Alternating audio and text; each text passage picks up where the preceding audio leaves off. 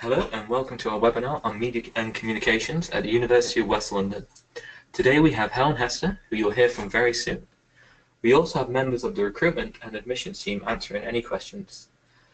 Thank you for joining us today. There's a big group of you online, so we look forward to talking to you and answering any questions you may have. Today's webinar is geared towards undergraduate study at UWL. Some of you online will be holding offers to study with us in September, and others may not. If you are looking to apply in the future, either way, today's webinar will be relevant to you.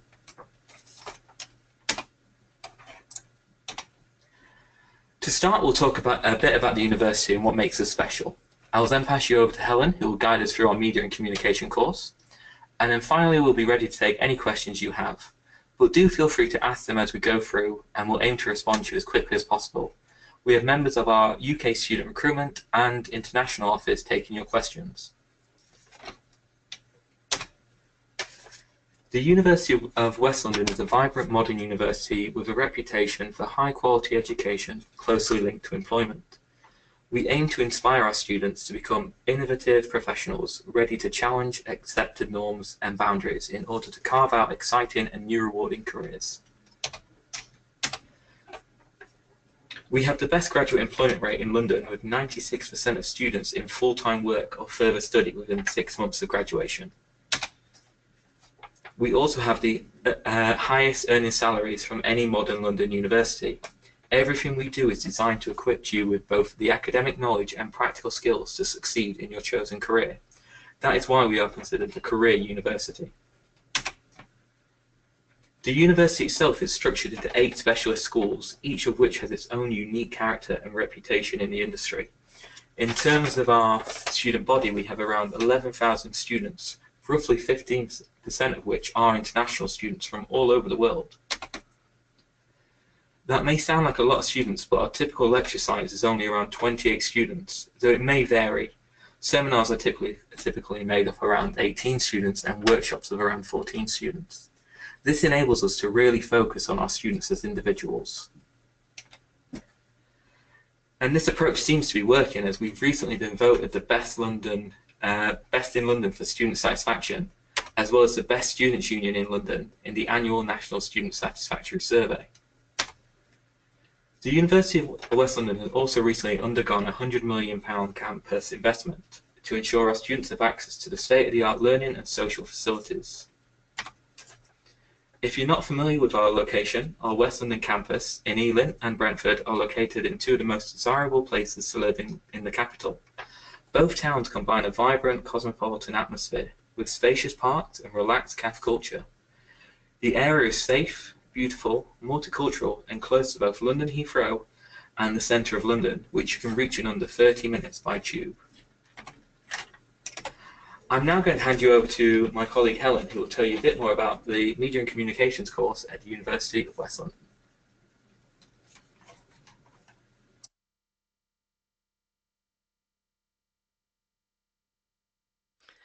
Hi, welcome. It's so lovely to be able to welcome you here. It's great to have an opportunity to talk to some of you a little bit about our course. So my name is Dr Helen Hester. I am Associate Professor of Media and Communications here at the University of West London, and I am also the head of the Media and Communications course. So I am the course leader for the Media and Communications degree. You can see my email address up on screen at the moment. If you have any questions that might come to mind later when you're you've gone away from this, please feel free to email me. I'm always really happy to engage about the course and talk to you about what we do. Okay, so today I'm going to start by talking about why we might want to study media and communications. So these sort of talking a little bit about the general career advantages and so on.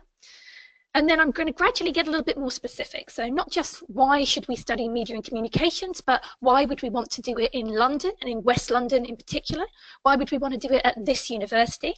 And then I'm going to get more specific still by digging into the course itself. So this goes from the kind of general ethos of what we're trying to do, right down to some of the specific modular content. So what you can expect to do in your first year, your second year, your third year, and so on. And I'm going to touch a little bit about our sort of physical and human resources as well. So what kind of facilities have we got, what kind of staff have we got, and who can you expect to be working with when you come here? And then, of course, we'll finish with a little bit of time for a Q&A. So if there's anything that you need me to clarify, please do feel confident to just drop us a line, and myself and Daniel or the rest of the team will find a way to answer your questions. Okay, so why study media and communications? You've probably got some idea about this already because you're here, you're interested. But let's turn to some official government statistics. So the figures that I've got here are from the Department of Culture, Media and Sport. So first of all, 1 in every 10 jobs held by UK graduates is in the creative industries. So lots of graduates are drawn to the creative industries then. And by this we mean those industries that are based on individual creativity, skill and talent. And so this is kind of the flip side of that. More than half of the jobs in the creative economy are filled by people who have a higher degree, a higher qualification or a degree. So most people who have careers within this industry are of a graduate standard. So getting a degree is a pretty well-established first step into this world of media and communications and the creative industries. And almost a third of creative industries jobs are based in London. So this is quite interesting for us. Obviously, it's an advantage of being at University of West London, is that you are in a very vibrant and exciting capital city.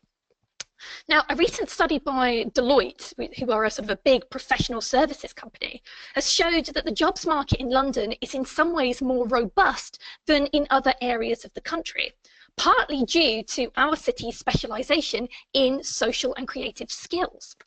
So the skills associated with jobs in the media and communications industries are very much in demand here, and London is a hub for this kind of thing. It's an area with a really high concentration of creative people, and one of the things that makes the creative industries jobs market here so resilient is that this means that there's lots of opportunities for interaction, for face-to-face collaboration and so on. This puts us in a really strong position for the future. West London in particular is home to a wide range of media organisations, from the sort of really famous and historic Ealing Studios, which is very close by, to big companies like Sky. We're really quite ideally placed, I think, to make use of these local connections, whilst only being a stone throw away from the heart of the capital. So, that's something that Daniel mentioned earlier, that we're sort of 20 minutes or so away from Oxford Street on the tube, I believe. And this is offset by the villagey feel of the area. So we're in a lovely area with green spaces, with kind of cute coffee shops, all that sort of thing. And the university is really a part of this community. So all of that advantage of like a small community vibe, but being so close to such an important hub for the creative industries. So what about this course in particular then? What about what we do at the University of West London? Well, we try to offer a hands-on experience of a range of media, including new and emerging platforms, as well as established media.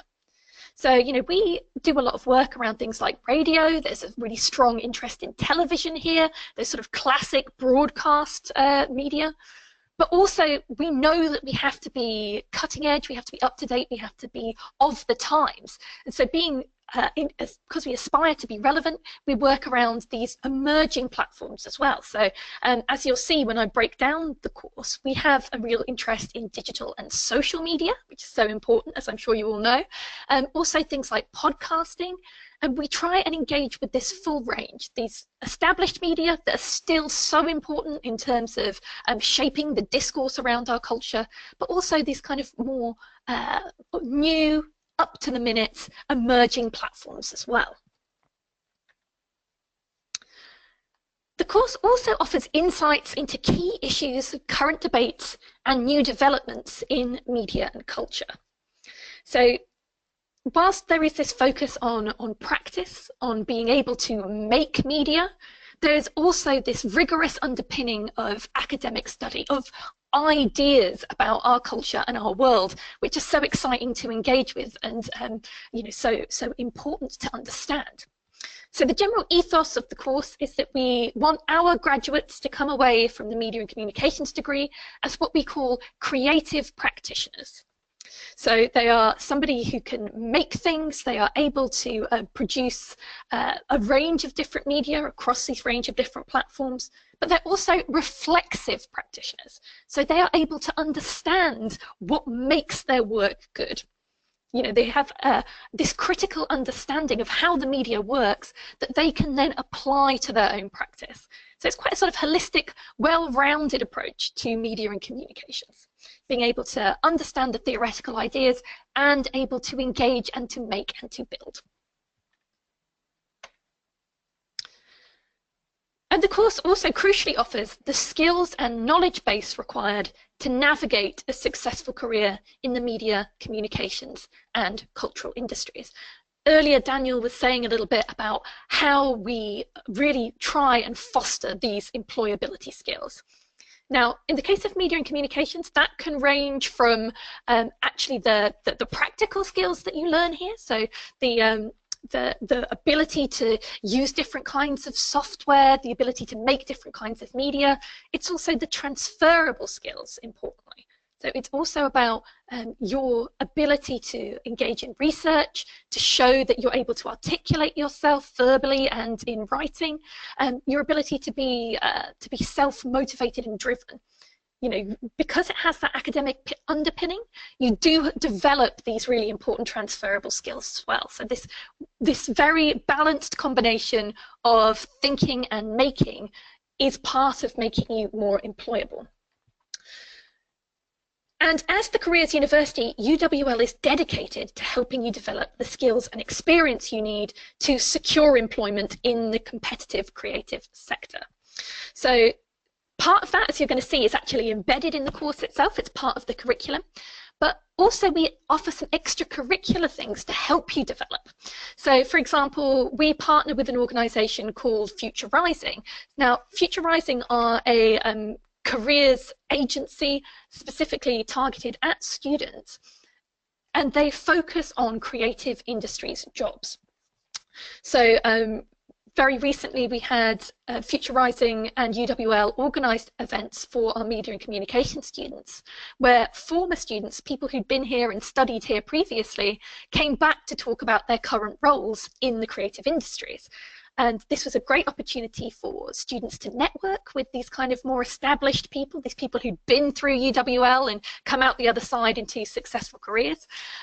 It was also a chance for these creative professionals to give our students a brief. So there was an activity where, you know, they were able to engage in a task, and there was a bit of a kind of a competition as to who could realise this brief most successfully. And there was this other layer to it as well. So there's a video of this that you can see up on the University of West London Media and Communications page website, where actually the whole event was filmed and recorded, so you can kind of see some highlights of that, by students at the University of West London in the London School of Film, Media and Design. So we have an in-house production agency called W5, which offers paying work to students working on live briefs to do things like recording promotional films. So there are these various different ways that we can help you develop your skills and your expertise and leave you in a really good position when you graduate so that you can transition into the working world nice and smoothly. So I want to talk a little bit about our specialist facilities as well. One of the disadvantages of doing a webinar like this is that you can't see them sort of face to face. You know, it might be something that you would like to consider as coming in for a face-to-face open day, because you do get a much better impression of the facilities. We're very proud of them. You know, we really have invested in them over recent years.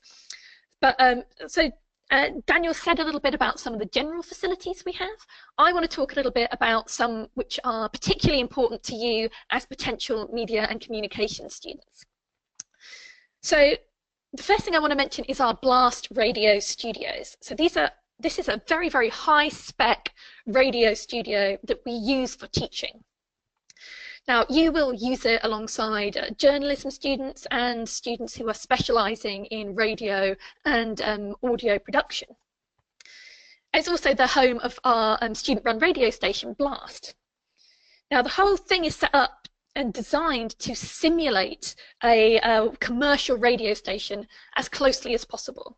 So it really gives you that experience of being in that kind of space, and it really is, you know, one of the jewels in the crown, I think, of the London School of Film, Media and Design.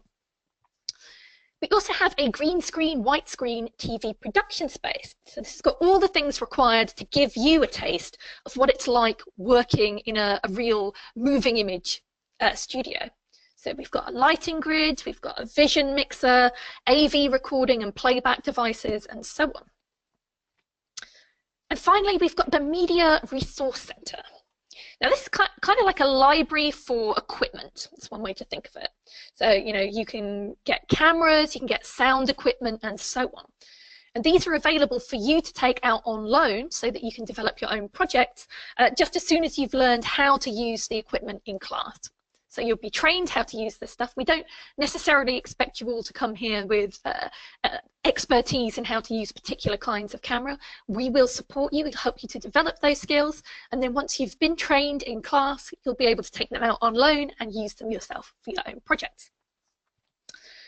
We've got a lot of other stuff as well. So we've got a silk screen and design studio. We've got a digital print bureau with specialist photographic printers. We've got Mac labs, we've got dark rooms, and so on and so on. Not all of these are going to be directly relevant to your course, but we run an initiative called Wednesday Afternoon Making, WAM, which is basically based around practical, creative activities provided free of charge to help you learn new skills even beyond the confines of your course. So this semester we had everything from creative computing to screen printing. And this is just kind of like a fun and supportive way to offer you extracurricular activities in a sort of an environment where you can sort of play and try new things. So this is an image of our Blast Radio Studios. I think you can probably see why we're quite proud of it. It's a lovely space to be in. It's a really nice space to work in. And you know, again, if you look on the website, you will see some video of these facilities being put into use. And hopefully, if you come here, you'll be able to see them yourself and have a little go at recording your own voice. So again, one of the things about you not being here in person is that you don't get to meet our lovely staff. So I just want to say a few words about the expert team that we have here. They're not only dedicated and well-qualified teachers, they're also established specialists in their fields. So this extends to being academic researchers. So what I've put up on the slide here, these are images of book covers by our various members of staff, or some of them. There's actually quite a lot more in the way of publications and things that we've written that are available, but this is just a selection, a little sampling. But it's not just that we're academic researchers and writers, we're also practitioners and industry experts. So the people who work here have worked at Sky and the BBC, they've worked for press and marketing agencies, they've run their own production companies, they're active filmmakers, and so on. So at UWL, you're taught by people who are dealing with ideas about media and who are also practitioners and media makers in their own right. So this is a team that will be able to really get to know you over the years that you're here. You know, Daniel mentioned that it's actually quite an intimate environment here. It's wonderful because, you know, as a member of staff, it's so nice to know the names of your students, to know what's going on with them, what's happening with their work, how they're developing, and so on. It's a real privilege, actually, to be able to get to know people that well at undergraduate level. And we really do our best to support you and to help you reach your potential during your time here. You know, it's a very supportive environment, I think, to come into and to start to, you know, make that evolution towards becoming a graduate. Okay, so this is where we dig into the modules themselves in a little bit more detail. So I've broken it down by year 1, year 2, year 3, so your first year undergraduate through to your final year before you graduate. So in the first year, we have a module called Introduction to Media and Communications. So this is a module which looks at the theories and debates around media and communications. It's organised around the themes of power, desire, and identity, and talks about how they play out in our culture. And it really provides you sort of the theoretical underpinning that will help you with your written work and your essays throughout the rest of your time here. You do a module called Documentary Production, so this is where you get to work on digital video to produce documentaries in groups, and a very important module because that's where you're trained to use some of our cameras, so then you can take them out and use them yourselves. You do a module called Podcasting, so this is a radio module, so again you get to use some of our excellent radio facilities.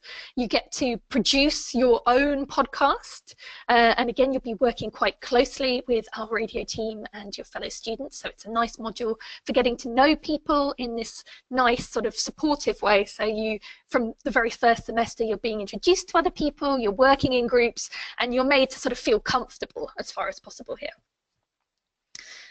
Then in the second semester, you take a module called the Moving Image.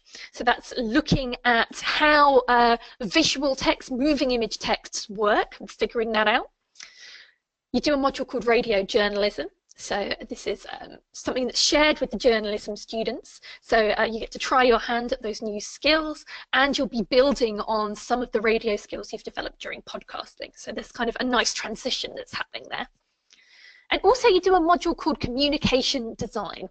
Now this is a module that is taken from the Advertising and PR course, and it's about training you to write in different kinds of mode. So how do you write when you're writing a press release? How is that different from writing a script for a TV advert and so on? So you think about language as a tool for communication. Because when we're talking about creative practice and we're talking about media making, that's not just about using imagery, it's not just about using sound, it's about using the written word as well. You want to make sure you leave here super proficient in terms of using language as part of this process of communication. Now, all of the modules in the first year are core modules, which means that you have to take all of these. The nice thing about the first year, though, is I like to think of it as something like an apprenticeship year. So the marks that you get in year 1 don't actually count towards your final degree classification. So this is a space where you're trying new things. Yeah, maybe you've never made a podcast before, maybe you've never used a digital video camera. You're being trained in this very safe and supportive space, and we're also helping you to find out what you're really passionate about. I like to think that this course is really strong for 2 types of students. Maybe students who are not 100% sure where they're going to fit into the media and communications industries. So you know that you're creative, you know that you want to express yourself, that you want to communicate, but you're not exactly sure if you want to be in TV production or social media management or public relations or whatever. This course is a great way of exposing yourself to multiple things and figuring out where you might want to specialize. Where do you fit? What do you want to do? It's also a very strong course if you see yourself as a generalist. So increasingly, working in media and communications isn't just about specialism. It's about having a range of skills. People have portfolio careers where maybe they start in TV and they move to radio, or maybe they start in social media and then they're moving into filmmaking. There's lots of crossover. So it's quite good for those sort of generalists. If you want to run your own YouTube channel, for example, you need to know how social media works, and you need to know how to light a shot correctly, and you need to know how to work the sound. So it's good for those 2 reasons, helping you find your specialization or helping you to stay a generalist with a very sort of robust, well-rounded understanding of the media. So with this in mind, as you move through the course, you get increasing opportunities to specialize and to kind of take ownership over your own study. So you'll see as you move through, you have more and more options, more and more choices to make, which allows you to really start, once you've figured out what you're passionate about, what you want to be, what you enjoy, you will find your way, you'll navigate through the course in a way that's tailored to that as far as possible. Okay, so in your second year, you do a module called Critical Approaches to Digital and Social Media, which, as we've been talking about, is so important in terms of understanding our culture, understanding even who we are in the 21st century. You'll do a module called Film Genres, so you will think about the different types of film and how they work. You will understand what makes a horror film, what makes a romantic comedy, and also how to make those effectively. So, how is a horror film structured in such a way that it makes you jump at the right moment? How does it use sound and image to generate those effects to make you have that kind of visceral, embodied reaction? In the first semester of your second year, you also do our module, Industry Experience. So this is a guaranteed work placement module, which is embedded in your course of study. So the first 6 weeks of that module, you'll be working with our team to kind of develop your CV. You'll have a mock interview. We will help you kind of prepare for going into this world of work. And then the rest of the module is based around your placement. Now, we have a dedicated placements officer who will work with you to identify a suitable placement that's going to be relevant to your interests and your ambitions, something you can feel really proud of when you put it on your CV at the end of your time here. So in the past, we've worked with BBC, we've worked with Sky, MTV, Capital Radio, the Sunday Times, and more. So there's lots of opportunities that we can point you to and that we can work with you towards your securing. So it's kind of like a really scaffolded and supported process of getting you that work placement that's then embedded into your course of study, and that counts towards your final degree. Moving into the second semester, you will do a module called Visual Media Culture, and this looks at how the visual shapes the media landscape we inhabit as producers and consumers, and how visual media are made and how they're kind of consumed. So this is sort of everything from the role of televisual imagery to the layout of icons on a computer screen. How does the visual shape who we are and how we engage with the wider world? These are kind of the core questions of that module. You also do a module called Emerging Technologies, Other Realities. Now, in some ways, this is a companion module to Critical Approaches to Digital and Social Media. So it's building on some of those ideas, but it's an advertising and PR module. So it's based around how you can think about these changing technological landscapes, how like the emergence of things like virtual reality and 3D printing, and how those might apply to the commercial world. What does it mean for promotion? How could we use VR as part of a PR campaign, for example?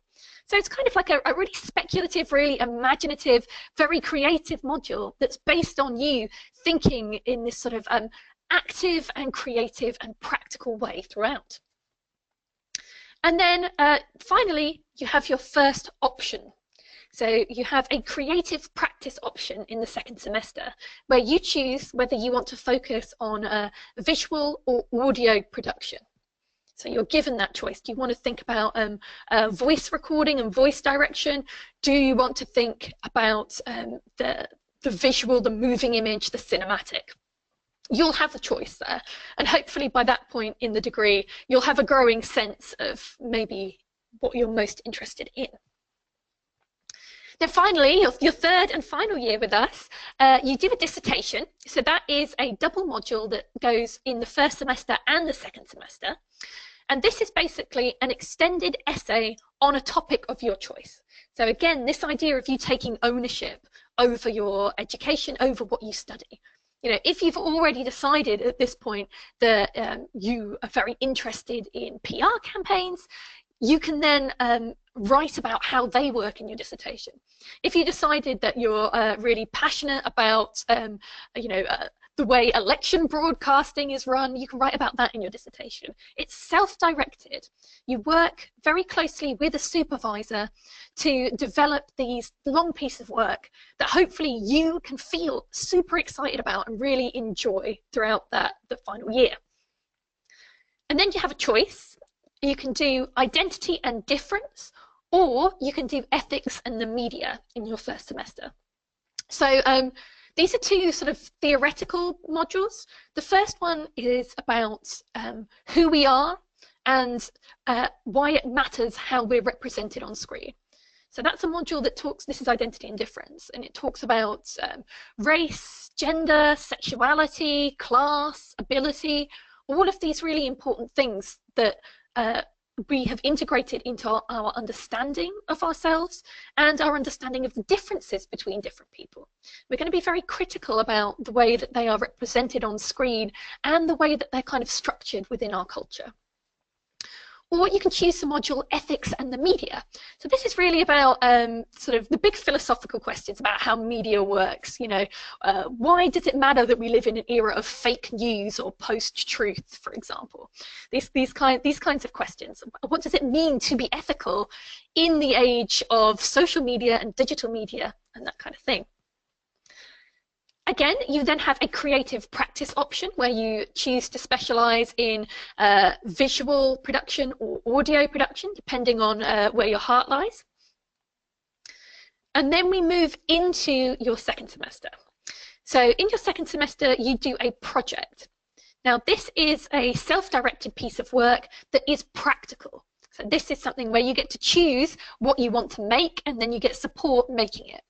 So that may be that you want to make a short documentary film. It might be that you want to make a podcast, or that you want to imagine the layout of a new magazine, or you want to plan a PR campaign. So this is sort of creative practice defined quite broadly to cover a lot of the different things that we've had a chance to dig into in the course so far. And this is why you get to do the creative practice option beforehand. You're developing your practical skills and then applying them in the project. So hopefully you're seeing like how much of this is directed by you. You're allowed to follow your passions. And then finally, you have a choice. You can do anti-advertising and disruptive design, or you can do creative entrepreneurship, or you can do blast media. So these are modules which have a sort of practical focus embedded in them. So anti-advertising and disruptive design, that's a new module, thinking about how we can intervene within the promotional space. A creative entrepreneurship, that's very much focused on the business and the industry side of the creative industries. So everything from how you might invoice somebody as a freelancer to thinking about the dynamics of work within the creative industries. And then blast media, that's a module that's associated with our blast radio studios, but it's basically we're going to be developing an online platform. So the students on that module develop this online platform as a means of showcasing their work. So it's a website with lots of different content, audio, visual, written, where you can create a sort of interface where people from outside the university potentially can see what you do. It's a good space to showcase your own portfolio in a way. So obviously, it's very easy for me to sit here and tell you how great we are, but I thought I should tell you what other people think about us as well. So the quote that I've got here is taken from Dr. Adam Locks, who is our external examiner. So external examiners are people from outside the university who come in and check the quality and the standards of what we do, and make sure that what we're offering students is really up to scratch. And this is what Adam said about the course last year. He said, the Media and Communications course at UWL provides exciting learning opportunities that connect both with wider social transformations and developments in professional practice. A hallmark of this program is its contemporary relevance.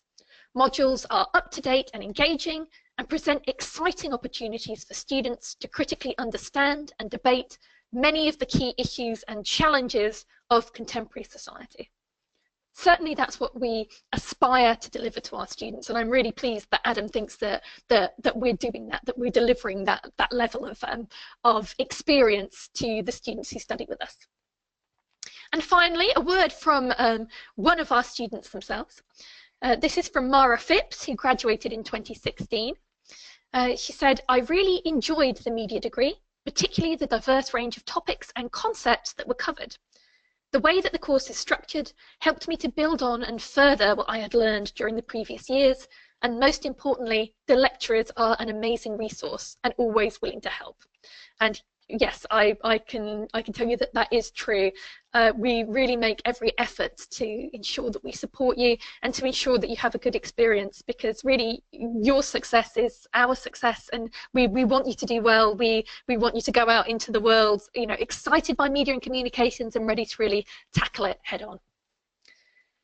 So, a little bit about the entry requirements. All of this is available on the website, so I won't go into it in too much detail. But 112 UCAS tariff points at level 3, and this should normally include 2 subject areas, and we would be looking for GCSE English and Maths grade A star to C.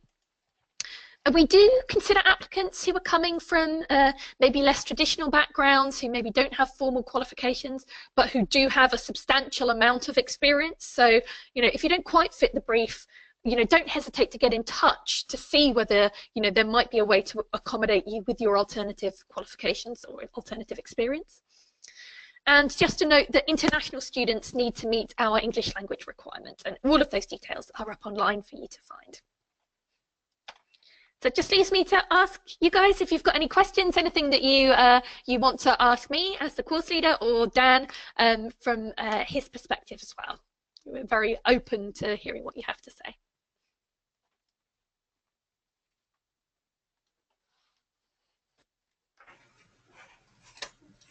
Thank you, Helen. And thank you for all the questions that we've had so far. We have received one question about visiting both the Ealing campus and the Brentford campus. We do have a number of open days coming up, our next one being Wednesday the 21st of June, and that'll be from 10 AM till 3 PM. Unfortunately, we don't have campus tours of our Brentford campus. We only do our Ealing campus, and they are every Thursday from 2 PM till 3 PM. We've also started campus tour late, which are once a month, and it is currently the last Thursday of the month is when we have that. You can book for both of these on our website. The link is just there below.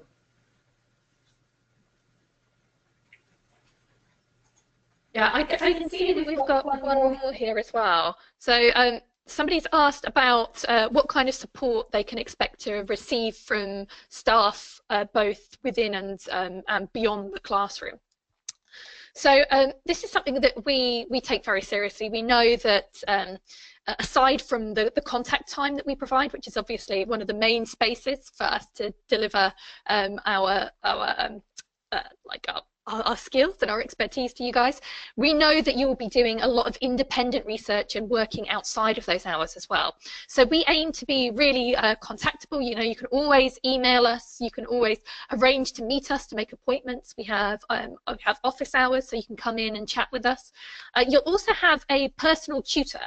So your personal tutor is assigned to you as soon as you arrive in your first year, and they stay with you for your first, second and third year.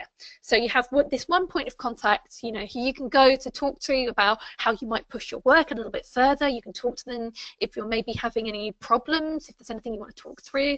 They can point you to resources and really help guide you through these years. We also, in terms of the media and communications course, this sort of support is something I'm really proud to say we do quite well. So we have a national student survey which happens every year, and the students who are in the final year get asked about their experience. So we ask them for feedback. This is a national thing. All students in their final year are asked to complete this survey. And one of the questions was about how contactable staff are, and 100% of students on the Media and Communications degree agreed that they were able to contact staff when they needed to. And I'm really proud of that. I take personal responsibility to make sure that that's the case.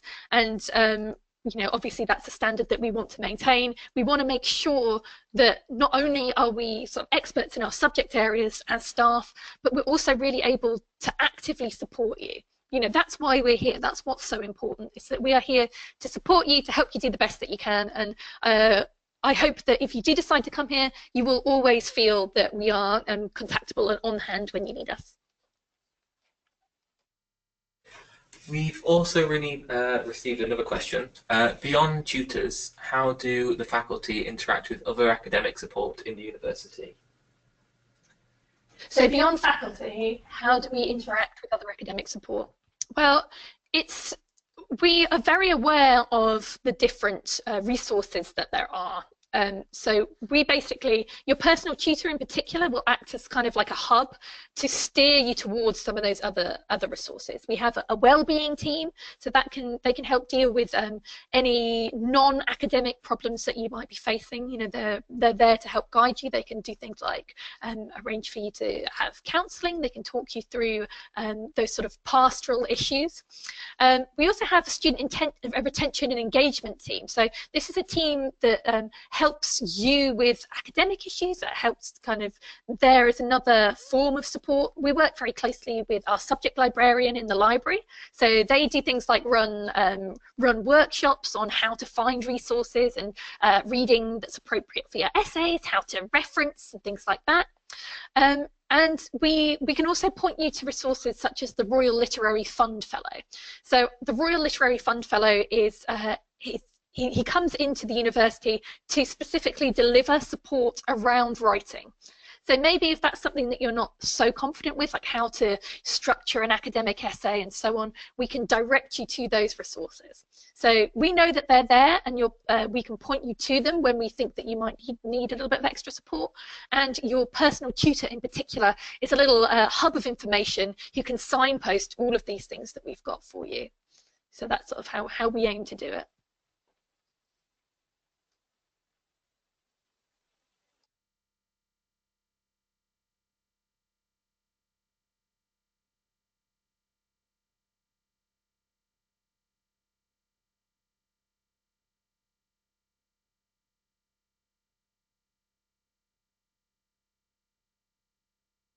I think that might be it.